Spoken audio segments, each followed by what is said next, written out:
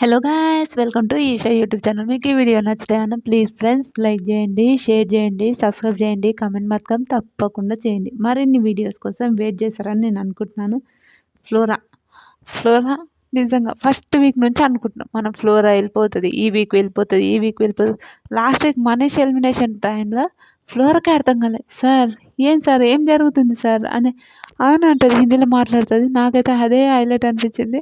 కానీ flora game ఆడకుండా ఆమెతోనే sympathy game అంటే ఖామోష్ ఉండి ఆమె మాట్లాడితే మాట్లాడతారు, లేకపోతే లేదు. ఇప్పుడు సంజనతో కలిసి సంజన ఇద్దరు ఫ్రెండ్షిప్ అయ్యి వీళ్ళిద్దరు బాగా జరుగుతుంది. అదైతే క్యూట్ అనిపిస్తుంది. నిన్న గేమ్లో ఫ్లోరా బాల్స్ అయితే హైలైట్ వేసింది. టిక్క వేసేసింది ఫ్లోరా సూపర్ అనిపించింది. ఆ విషయంలో అయితే నాకు చాలా చాలా నచ్చింది. నిజంగా చాలా బాగా అనిపించింది. టకటక వేసి థ్యాంక్ యూ గాడ్ అని అంటుంది, పెద్దగా అరుస్తుంది.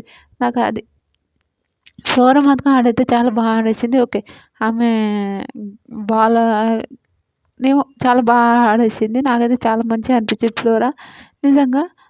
ఫ్లోరాకు ఓటేసిన అయినా ఫ్లోరా ఈసారి ఎలిమినేషన్ కాకుండా 100%. ఎందుకు ఎలిమినేషన్ కాకుండా అని నేను చెప్తున్నా అంటే ఫ్లోరా 100% టాప్ 2లో ఉంది. First Ram Rathod, second flora ఉంది. ఫ్లోరా ఈసారి ఎలిమినేషన్ కాకుండా 100%. ఇంకా మీకేమనిపిస్తుంది? ఫ్లోరా ఇంకా తర్వాత ఫ్లోరా గెలిచిన తర్వాత బిగ్ బాస్ చెప్తారు, ఫ్లోరా మీరు టీంలో గెలిచినందుకు మిమ్మల్ని అభినందిస్తున్నాను. మీరు ఈసారి ఇమ్యూనిటీ పవర్ మీకు వస్తుంది.